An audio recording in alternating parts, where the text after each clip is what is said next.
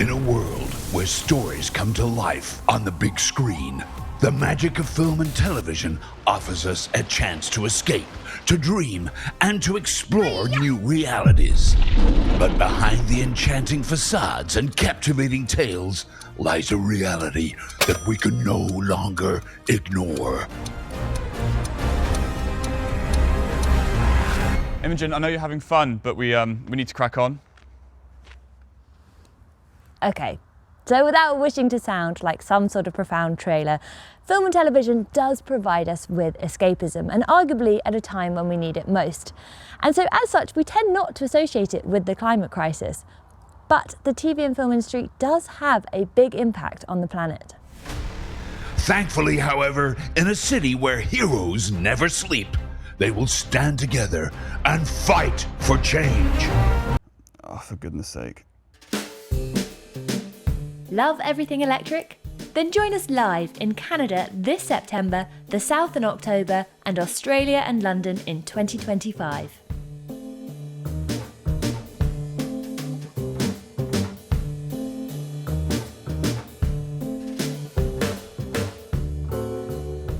It may seem a little bit left of field to be talking about the TV and film industry here on the Fully Charged Show and Everything Electric Show. But in 2019, BFI, Albert and Arup conducted a study to measure the resource consumption of a film with a budget of around $70 million.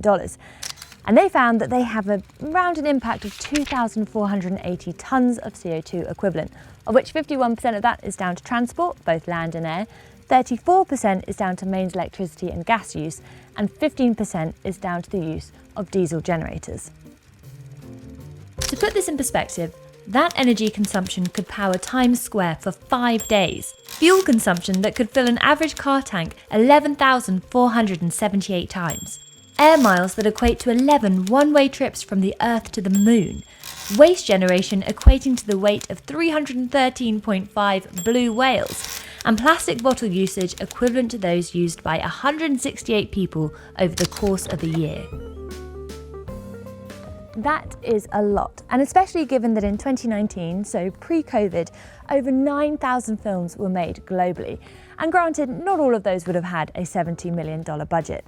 But with hundreds of people working in pre-production, on location, post-production over a period of 2 to 6 months, how do production companies go about making sustainable change? Creative BC is a not-for-profit organization based in Vancouver, British Columbia.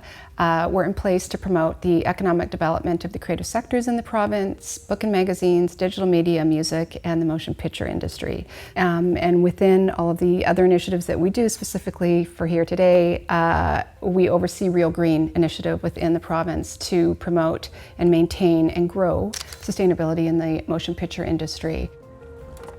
What I love about Real Green is it's an assembly of leaders from all different parts of our sector who have come together and to talk about and find the best solutions to have more sustainable production.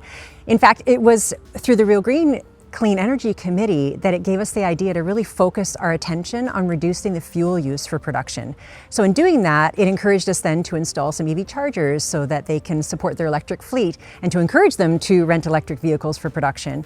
And then we also made sure that we had ample power at each of our sites to be able to access the grid.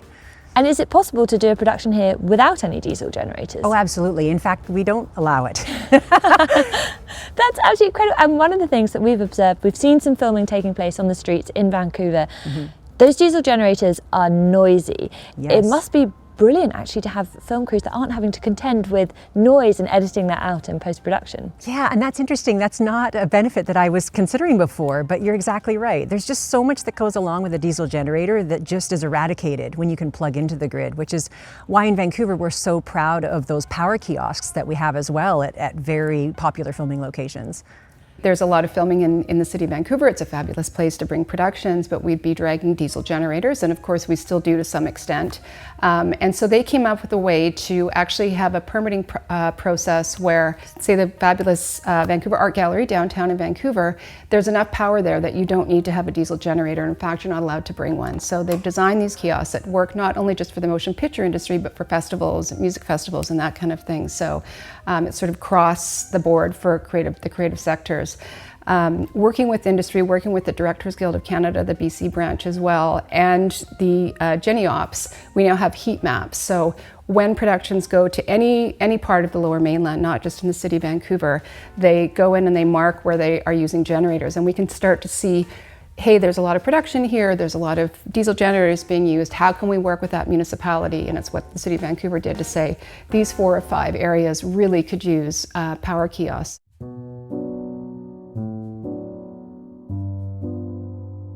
Vancouver is one of the largest film production cities in North America, and more than 60,000 direct and indirect jobs are generated by film and TV production in BC. 50 Shades of Grey, Deadpool and Deadpool 2, Godzilla, Planet of the Apes, Elf, Superman, Man of Steel, X-Men and many, many more were all partly shot in Vancouver. And if you've watched some of those films and thought, I didn't realise that was Vancouver, it's because it was cleverly disguised using set decoration and VFX. Fun fact, Mission Impossible 4 disguised Vancouver as 3 different locations across the world: Seattle, Eastern Europe and India, all in the same film. And we'll be hosting our Everything Electric Expo at Vancouver's Convention Centre, where they shot those India scenes. Creative BC and their Real Green project have been working alongside Martini Film Studios, who are based on the outskirts of Vancouver and are a full-service TV and production company. And they have some absolutely astonishing facilities, including Martini Studios, which offers set deck, wardrobe and construction space, Martini Town, where we're currently stood, Martini Aviation, which is a private airfield with a Boeing set, and Martini Acres, an incredible 150-acre wood. It is our production crew's absolute dream. And what are some of the other things that you've implemented? You've mentioned EV charging, connections to the grid. Are there any other things that you're considering as part of this sustainability initiative? Yeah, well, it's kind of an addicting process, actually. We start with the EV chargers and we do the power upgrade, and then we decided to become net zero carbon at our studios. And something else that we've done here at this site is that we're super proud of our set rescue program. So that's a program where productions call us, and we're so grateful when they do, and they let us know when they have sets or materials that we can then reuse for future productions. And in terms of that net zero target, have you reached that target? Yes, we have for our studios. So one of our studios now is net zero because it's the one with the solar array. The other ones, we are working towards that. And once we have the ability to, the budget to get the solar on the other 2 studios, that will be our objective. But all the other implementations have been done.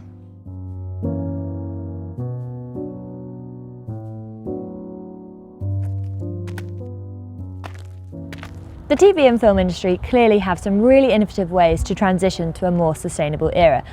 But I think one of the things that's really interesting here is that there seems to be a bit of a global standard emerging, because many of the practices that we've seen here today echo those that we saw at Emmerdale when we visited the set last year. And the more standardised the approach, the quicker that this transition can happen. But there's something else as well. Does taking a city like Vancouver with its super clean grid and an organisation like Martini Film Studios with its ambitious net zero plans start to influence where larger organisations begin to outsource their work?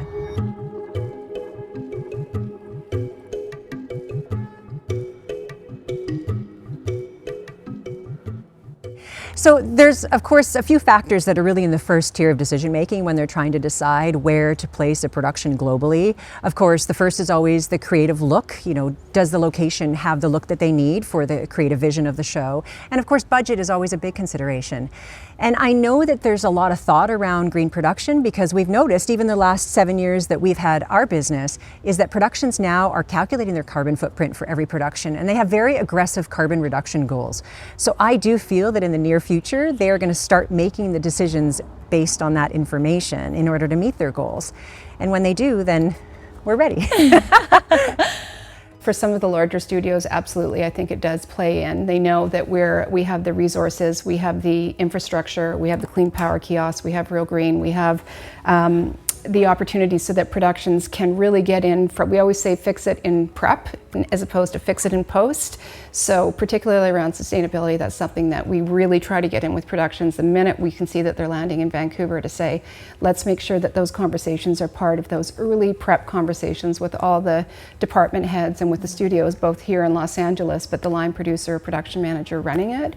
So my answer would be yes. They know that we can help save money, certainly around some of the fuel usage that we do, as well as electrification and sort of debunking some of the myths around electric generators and that kind of thing. What gets measured gets managed. And making carbon emissions a core metric for TV and film crews means that it's going to shape where productions get made and how, sparking new innovations and practices and cementing Vancouver as a hub for low carbon film production. Let us know what you think in the comments. Please do like and subscribe. And if you have been, thank you for watching.